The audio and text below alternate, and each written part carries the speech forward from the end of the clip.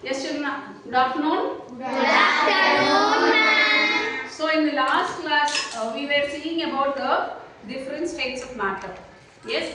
What are the three different states of matter, children? Solid, liquid and gas. Yes. These are the three different states of matter. Now, we are going to find out, I am going to teach you why there are differences in the properties of matter. Why the solid is as such wherever you put, and the liquid changes the shape wherever it is going, and gas, what are the other properties we are going to see.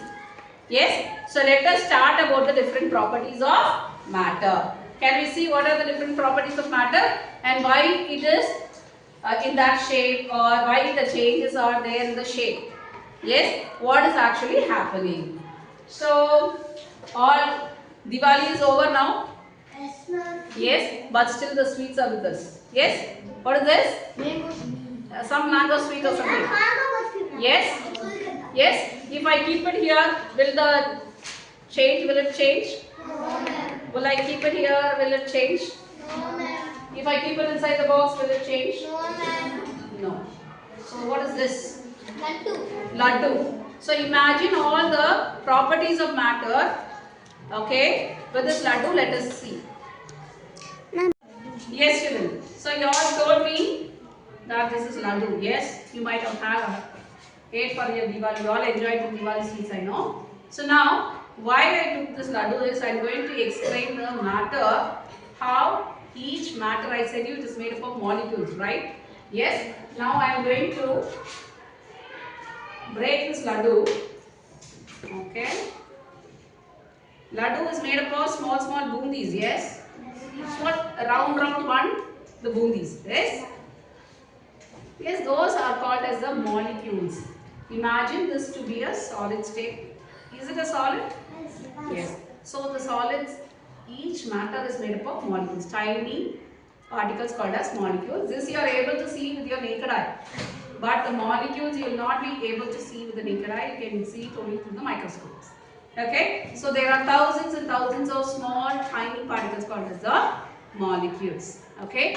Based on that, okay, the arrangement of that only will decide what kind of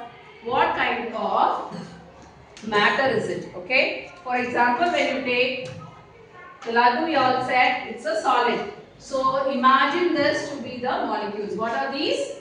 Molecules. It is called as the molecules. Okay. So the molecules, when you take in the case of solids, they are very tightly packed. The molecules are very close to each other.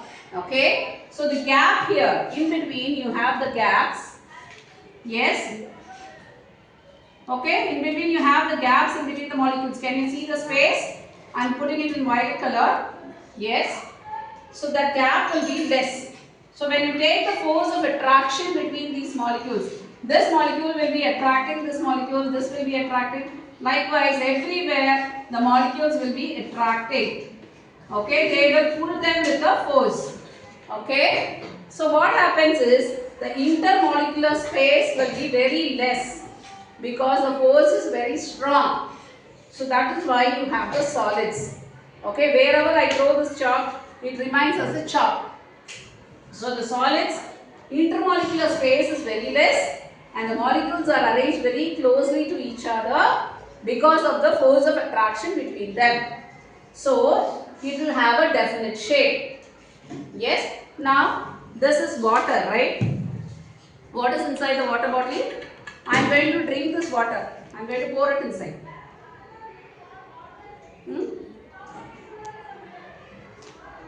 So now it was in this water bottle. It had the shape of this bottle. Now when I pour it inside the cap, it attains the shape of the cap. So it is able to flow. Yes, it is able to flow. So it changes its shape. Yes, why that shape is changing is, when you take, this is the depiction of the molecules of liquid. So when you take the molecules, can you see the gap is more when compared to solids? Yes. So the gap is more. So when you take the force of attraction, okay, the force of attraction between the molecules will be there, but the molecules are little bit apart.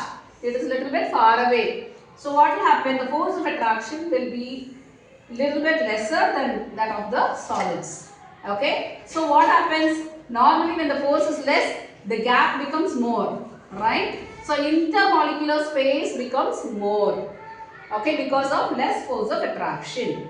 So so what happens? Wherever the liquid is there. Okay. When you take the liquid in a 100 ml of water in a tumbler and pour it inside the water bottle, it will be able to flow and it will change to the shape of that water bottle. From water bottle, if you are going to pour it inside a cup, what will happen? It will take the shape of the cup. Okay. So there is easy flow of molecules. So it will not have a rigid structure. The molecules will be in random motion. They will dash against each other and they will be traveling. That is why we are able to pour. Okay, so it attains the shape of the container. We will have a definite volume, 100 ml. Now, wherever you take, that will be the 100 ml. The volume is definite, but the shape is not definite. It occupies the shape of the container. But 100 ml only will be there. Is that clear? So next, when we go for the molecular arrangement of the gas, see how is the intermolecular space, children? More, ma'am. Very high. Yes. So when it is attracting the other molecule, will it be able to attract at all? No, ma'am. It will not be able to attract each other. So it will be in random motion, very frequent, very high speed. It will be traveling all over the container. Yes.